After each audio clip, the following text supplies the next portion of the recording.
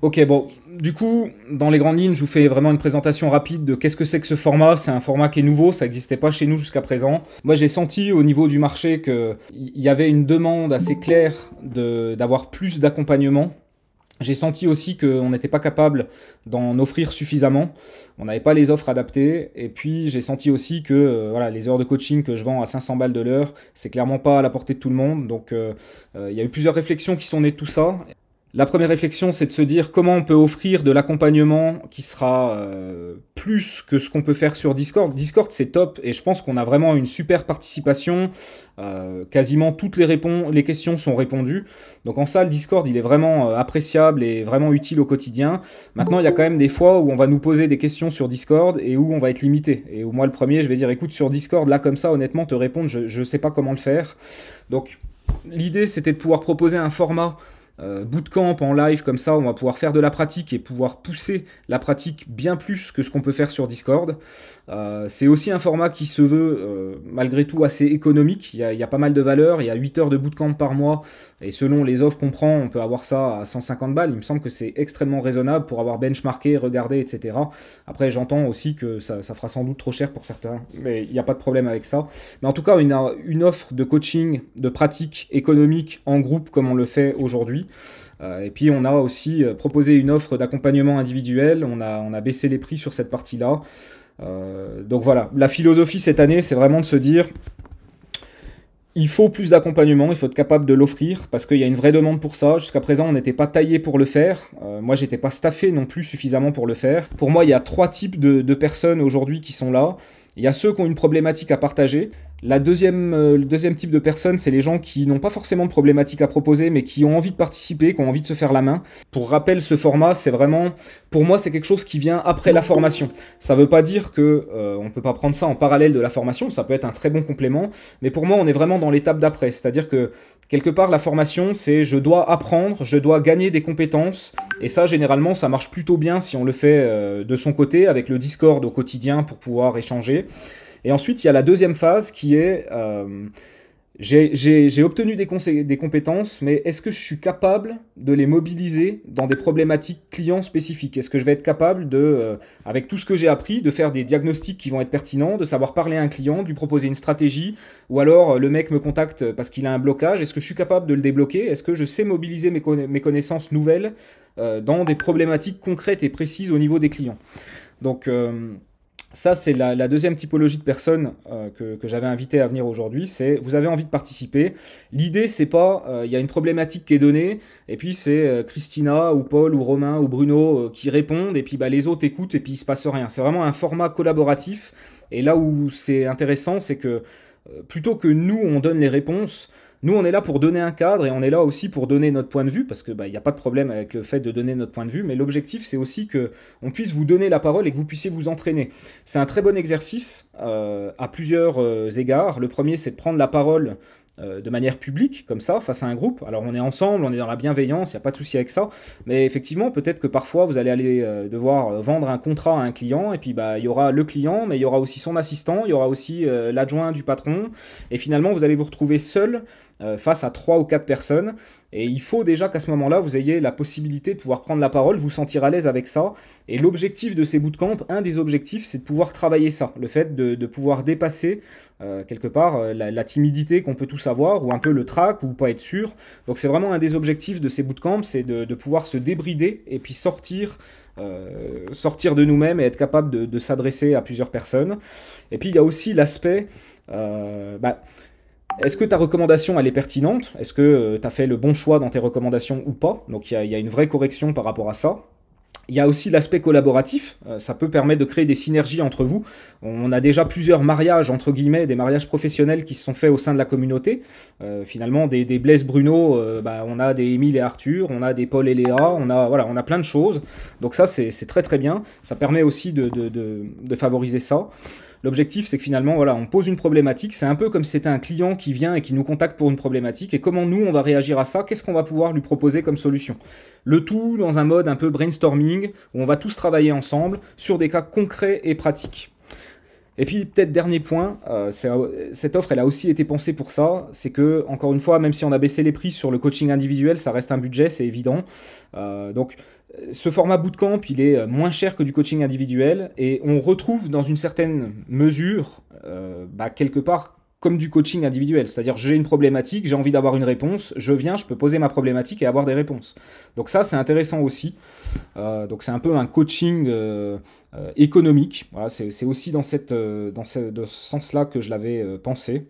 Qui c'est qui serait chaud pour proposer sa problématique et puis qu'on essaye de voir qu'est-ce qu'on peut apporter à ça? Eh ben, merci Bruno. Non, très concrètement, c'est un client que j'ai recruté par recommandation il y a 10 jours, donc c'est tout frais. Là, je suis vraiment dans le dur du démarrage reprise d'un compte ou démarrage de campagne Google Ads. Je vais essayer d'être synthétique. Il a une activité historique en physique de conseil juridique sur une zone géographique bien ciblée pour tout ce qui va être rédaction de statut, démarrage d'une entreprise, immatriculation, enfin voilà, toute la partie juridique. Concrètement, ils viennent de sortir un site, une nouvelle filiale.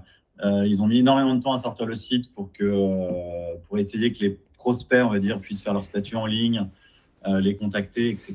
Mais ça a mis beaucoup de temps. Ils ont mis 12 000 € en campagne intelligente de Google et ils se sont rendus compte qu'il n'y avait absolument aucun retour, d'où l'appel à un spécialiste. Mon contact, c'est le webmaster, c'est pas le client en direct. Donc bon, voilà, ça met une petite difficulté dans la relation, pour aller au bout des sujets. Ce que j'ai fait, c'est qu'au démarrage, j'ai regardé le marché, il y a une énorme concurrence. Il y a des énormes acteurs qui ont levé 20-30 millions d'euros, qui vont dépenser entre 30 et 50 K par mois sur SEMrush. Voilà, ça donne un petit cadre.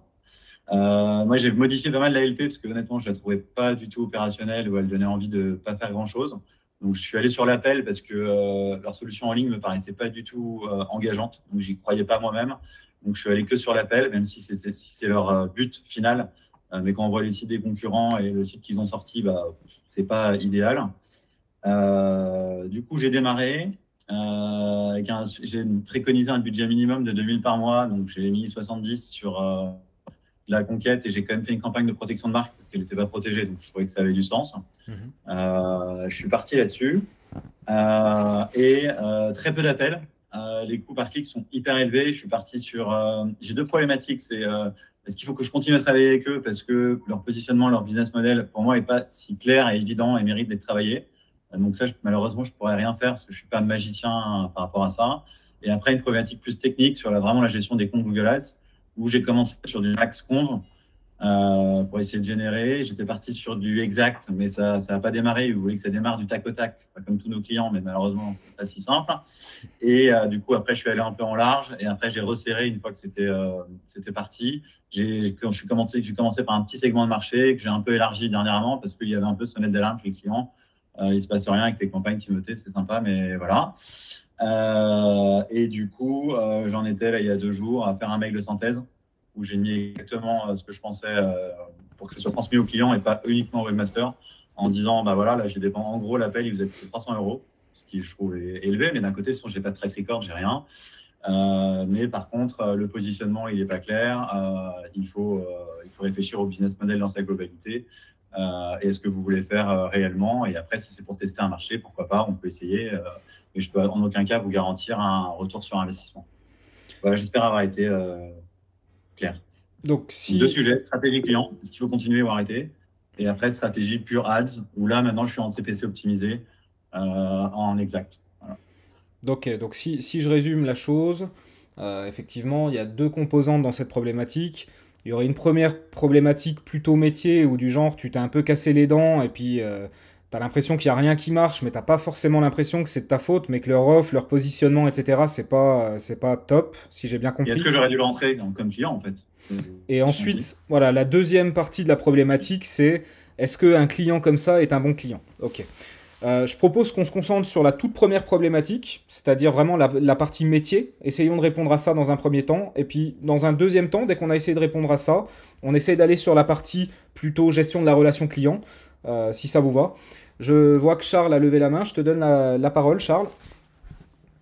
Ouais, d'abord, c'est savoir, est-ce que toi, tu as des compétences pour l'accompagner en branding? Est-ce que éventuellement tu pourrais faire un audit rapide des concurrents pour lui mettre ça en face et qu'il comprenne un petit peu ce qu'il y aurait derrière à mettre en place? Est-ce que c'est quelque chose que tu pourrais c'est fait, faire? déjà, c'est ce que j'ai commencé à lui écrire en lui disant, soit on segmente à fond et tu te mets sur une zone géolocalisée et tu surfes sur tes compétences locales, ton public local et tu es le premier de ta zone géographique. Ou soit tu te différencies et tu offres différentes sur un bilan de compétences, formation, ce qui fait d'autres trucs aussi que ça. Et donc ça, moi, j'ai commencé à avancer mes pions là-dessus. Ouais. Ouais, merci. Ouais. Moi, en fait, je fais ça et j'essaierai de voir aussi quel est son service le plus rentable, quel est le service aussi qui le stimule le plus. Vraiment aller sur ça dans l'aspect branding.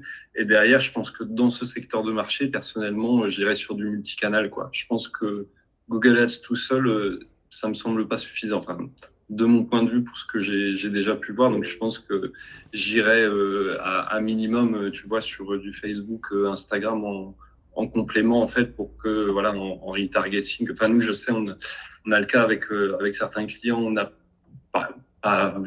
on va dire peu de résultats avec Google Ads, mais sur le retargeting, en fait, on arrive à convertir, quoi. Ok, merci. Ouais, je pensais à la vidéo aussi, une vidéo de branding aussi. Merci Charles. Est-ce que quelqu'un d'autre veut se prêter à l'exercice ou j'y vais? 1, 2, 3, c'est vendu. Écoute, effectivement déjà, bon, se pose la question de l'offre. S'il est face à des concurrents qui ont une meilleure offre, on n'est pas magicien, tu l'as dit, et c'est une évidence. Donc moi, généralement, sur ce type de clients, je vais essayer de les mettre face à cette incohérence, de dire ok, regarde ce qui se fait à droite, regarde ce qui se fait à gauche, regarde ce qu'on fait nous. Est-ce que de toi à moi, si tu te mets à la place de ton client, tu as l'impression que tu irais chez nous? Et la plupart du temps, bah, ça va être non. Donc c'est là où c'est intéressant. Aujourd'hui, il faut bien prendre en compte que tout est de plus en plus automatisé. On peut dire ce qu'on veut. Évidemment, ce que j'enseigne dans le tremplin, pour moi, c'est encore et toujours d'actualité de faire des campagnes très segmentées sur la partie search, etc. Donc quand on est dans cette optique-là, bah, effectivement, on a encore du temps de travail, mais on est aussi dans une logique qui se veut de plus en plus automatisée, avec du performance max, etc. Donc d'une certaine manière, on récupère du temps, et finalement, ce temps devrait être investi davantage dans du conseil à haute valeur ajoutée stratégique. Et typiquement, accompagner un client à se questionner sur son offre, à lui mettre sous le nez, lui dire regarde ce concurrent-là, c'est top ce qu'il fait ici, regarde celui-là, c'est bien aussi, mais lui, t'as vu, il est malin parce qu'il s'est spécialisé pour les startups, par exemple, tu vois. Et essayer de lui poser des questions, lui dire, bah, comment tu pourrais nicher davantage et essayer de devenir... Aujourd'hui, tu es dans un océan rouge, tu es face à des mastodontes, ils sont plus gros que toi, tu n'as aucune chance. Par contre, si demain, tu deviens le spécialiste de telle frange de population pour les aider dans leur machin, avec un vocabulaire adapté, une offre qui serait plus adaptée à ce... Il faut segmenter à mort, il faut être le premier de son segment. Ouais. Voilà, exactement. Donc, il y a cette possibilité-là. Et après, ce que je tenterai aussi, probablement...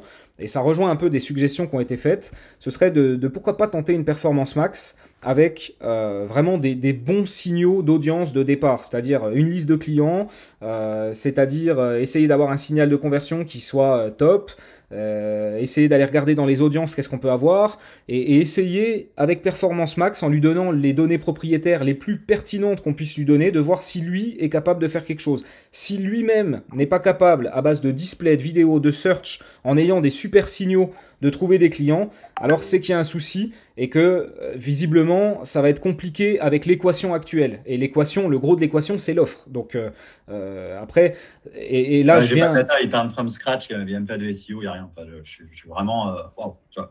Ouais. Et du coup, j'empiète un peu sur la deuxième problématique, qui est de dire, c'est ok de prendre un client comme ça. Moi, je suis le premier à dire, bah, viens tester ton business model avec nous, en fait. On va essayer de te trouver un market fit. On te garantit pas, on n'est pas des magiciens. Si ton produit, c'est de la merde ou si ça intéresse personne, ça marchera pas. Par contre, on va essayer. Et là où c'est intéressant, et ça amène à la deuxième problématique, c'est soit le mec, il veut changer et il est prêt à t'écouter et il est prêt à itérer, à pivoter, à essayer de voir ce qu'on peut faire. Soit, si c'est le cas, tu continues avec lui, parce que c'est un client qui est intéressant, qui est smart et qui a envie de se donner les moyens. Soit il veut pas en entendre parler, et généralement, soit il te foutra dehors, soit c'est toi qui t'en vas, et puis c'est ok, c'est pas grave. Voilà. En fait, c'est un peu la conclusion que j'aime et qui est un peu malheureuse, mais réaliste. Enfin... Après, on est là pour faire du business avec éthique, on est là pour accompagner nos clients et pour se creuser la tête avec nos compétences marketing, notamment à l'aider à développer le business. Mais il n'y a pas de sentiment à faire. Voilà, un client avec qui ça marche pas, ça marche pas. Après, le but, c'est de créer la valeur. Si tu peux pas en créer, bah... C'est ça. Valentin, je te laisse la main, puisque... Hop, vas-y. Merci. Et justement, Timothée, est-ce que tu peux pas remonter un peu plus haut dans le funnel de conversion si les mots-clés qui sont très spécifiques par rapport à son activité, voilà, c'est un océan rouge parce que tu as des mastodontes qui peuvent mettre 50K par mois. Est-ce que tu peux pas remonter un peu plus haut dans le niveau d'awareness des prospects pour faire un peu plus de l'éducation et du coup travailler davantage les clients sur ça? Non, enfin oui, c'est une excellente idée, mais en fait non, parce que j'ai un budget qui est faiblard. Donc si je vais pas en bas du tunnel et que la personne elle veut du résultat, donc j'ai pas le temps ou j'ai pas le temps et l'argent ne seront pas accordés pour faire ce travail plus intelligent et plus fin, plus malin. Non, malheureusement, je ne vais pas. Après, juste partir en CPC optimisé pour limiter des clics à 30 balles qui vont bouffer la moitié de mon budget, ça vous paraît cohérent, hein? Bah, même de mettre un CPC Watchdog et de regarder, puis éventuellement de mettre un capping des CPC sur du J'ai mis à smart. 4 euros là, parce que je me suis dit, après, si j'ai 2 clics à 30 euros, mon budget il est terminé. Enfin, l'histoire, elle est compliquée, quoi. Et comme j'ai pas de tracking de enfin, j'ai quelques conversions, mais j'ai pas assez de data pour l'algo. Du coup, bah, je pars là-dessus. Voilà, ça me paraît le moins pire, quoi. Ok. Karen, je te laisse la main. Oui, je me demandais, est-ce que c'est pas un problème potentiellement de site aussi? Est-ce que tu aurais une valeur ajoutée à créer une landing page pour comparer l'offre locale par rapport aux autres? On s'était posé, nous, la question pour une banque, pour essayer de tirer l'épingle du jeu, en fait, en prouvant aux internautes que finalement, un acteur déjà local, si déjà tu arrives à faire tes preuves sur le local, tu auras des bons avis et ça va un peu entraîner, élargir la zone au fur et à mesure. Donc, je ne sais pas, c'est peut-être une piste pour toi. Ouais. Non, mais je te rejoins sur l'aspect déjà, fait du local, domine la part d'impression sur une petite ville, un petit périmètre local, plutôt que d'aller se battre en national sans sens. Ouais, je prends tout à fait le point. Ouais. Merci à vous en tout cas pour vos retours. Il y a peut-être une dernière chose qui me vient. Je pense qu'il y a quelqu'un qui l'a abordé, je ne me rappelle plus, mais c'est vrai que parfois, quand tu te casses la gueule en search parce que ça coûte trop cher ou que tu as des concurrents qui sont vraiment gros, moi, ce qui marche vraiment bien, alors je l'applique dans mon business, mais j'ai pu l'appliquer aussi sur certains clients. Tu fais une vraie vidéo qui déchire. Tu fais de la pub Ce que je leur ai vidéo. demandé, ce que je leur ai demandé. Je leur ai demandé en plus, c'est sur le site, tu sais, c'est les photos gratuites là, et compagnie. Je leur ai dit, il faut des vraies photos, il faut humaniser, il faut se différencier, il faut Bah, faire une vidéo de branding et puis il faut y aller, quoi. sans méchanceté, ils n'ont pas grand-chose pour eux actuellement, visiblement. Non. Bah non, si, un business existant qui marche, ce qui est déjà bien. Oui, oui, bien sûr. Mais en tout Donc cas, là, ils testent quelque chose. ils partent à la guerre avec une épée en mousse et un bras en moins, quoi. Voilà, et ouais, sauf que je suis sur le cheval, quoi. Donc bon, je vais essayer de rester. Ok, ok. Alors, merci en tout cas, merci à tous pour vos conseils, mais ça me rassure. Je suis pas en train de faire n'importe quoi. Donc je suis encore à peu près lucide sur le sujet. Donc merci. Parce que c'est vrai que parfois, face à des situations, on se dit qu'est-ce que je fais là, quoi. Donc là, c'est rassurant. Merci beaucoup à vous en tout cas. Merci Timothée pour le partage, merci à tous pour vos réponses.